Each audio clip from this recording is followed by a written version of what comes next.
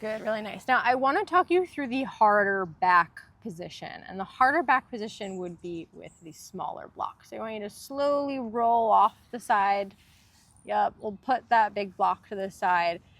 And we're gonna think about the little block going in between your shoulder blade and your spine. So what you're gonna do is you're gonna take your same side hand, so your right hand, and hold the bottom of the block, the short side. The bottom.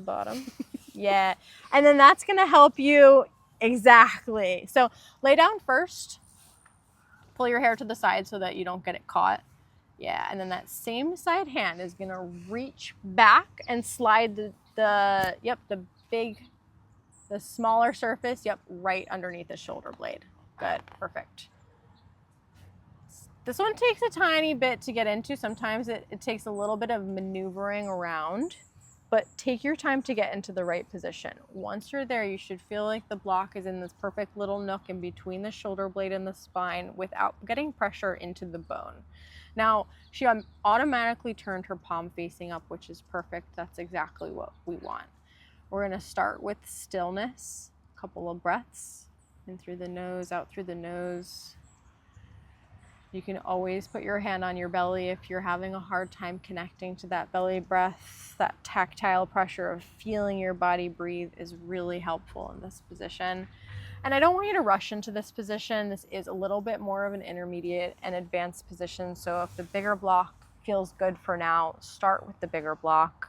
But this position is really, really great if you have neck tension, if you have tension headaches, if you've got any type of tension in through the head, the neck, the chest, and the upper back. This is a really, really great one. So after about a minute here, we can do some similar movements that we did through the upper back position. We've got the snow angel, the front raise, and the pull down. The last one that I want to add is the reach across the body. So if you put your arm into like a T position, move it up a little bit higher, and then reach it straight across your body like you were trying to reach towards that other hand. That's gonna lengthen out this area, reach as far across the body as you can. You can see her face. It gets a little bit more intense here as she reaches because it lengthens out exactly where we're at.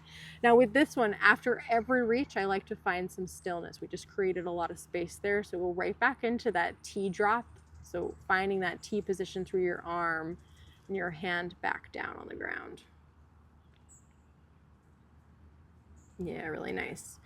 Once it hits the ground, big inhale, big exhale, sink into it. Couple of breaths before you reach again. You don't have to, but that's just one of the other movements that you can do here. And again, you can go through the snow angel single arm, you can go through the single arm front raise, and you can go through that single arm lat pull down. They're all great movements.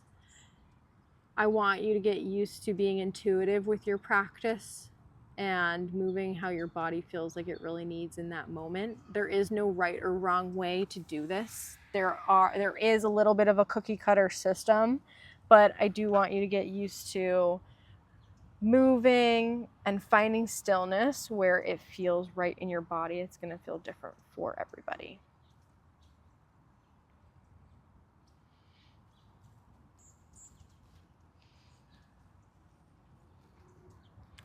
Now, if you do want to try this position, but on the ground is a little bit too hard, another option is to do this in bed. You have a little bit more cushion with your bed, especially if you have a little bit of a softer bed. You should be able to get into this position without it feeling as intense because you've got a little give. Another great place to do this is on the couch. You can put the block behind your back right on the couch. And again, since you're not laying back flat, you're going to get a little relief. It's not going to be as intense, but you should still be able to get into this area. And the last option would be to use actually the lacrosse ball. The lacrosse ball is a little tinier. So even though it's still going to be intense, it is a bit more manageable than the block.